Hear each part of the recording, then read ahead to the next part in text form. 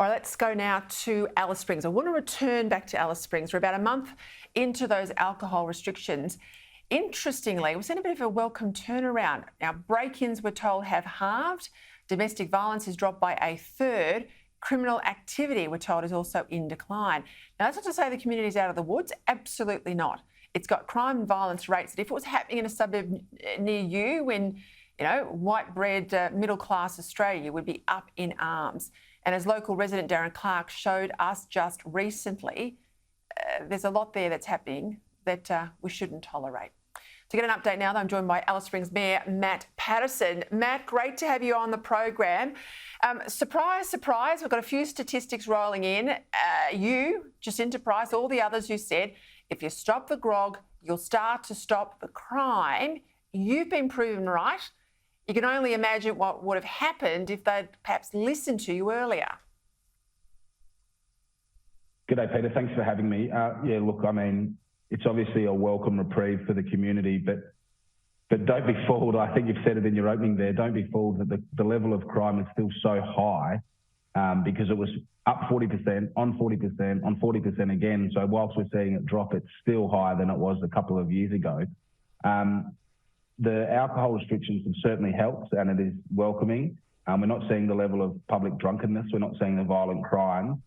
We are still seeing the petty break-ins and the stolen vehicles from the youth. And I've said to you, and I've said on many occasions, that there's two separate problems. One is the kids and one is alcohol. And whilst we're addressing the alcohol stuff, the kids and the challenges that we're facing there is still happening every day. But we've certainly seen a reprieve of the alcohol.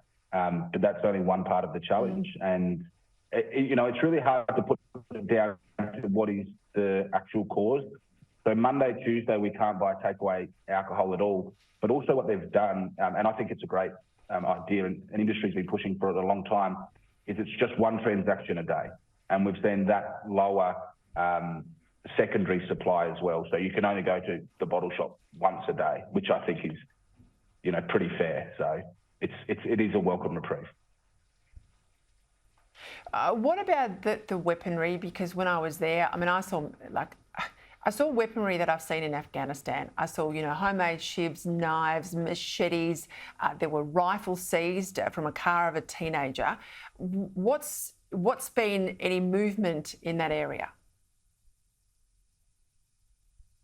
Yeah, so that destructiveness of that behaviour is limited, but it hasn't disappeared. We are still seeing some destructive behaviour. It's certainly getting better, which I think is welcome. But as I've said, so last night we've seen 4 or 5 cars and motorbikes get stolen, joyrides happen. The fear is that someone is going to get seriously injured or worse. But in regards to the edge weapons, that has stalled. Remembering though, we are in the middle of a police operation that has been extended because of the levels of crime. So we've certainly seen more police down here as well, which is something that a lot of people banged on about as well.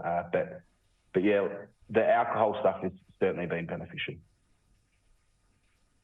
All right, while the world, the nation's attention now has moved off Alice Springs, please keep us honest, Matt. It's good to see these statistics. We're only a month in. They are levels of crime we wouldn't tolerate, as I said, in any other suburb on the East Coast or capital cities. So keep the pressure on, because you know what happens with the governments of the day. They move on to other issues. They'll move the police somewhere else. And clearly it's had an impact, so it's got to stay. Thank you for joining us tonight.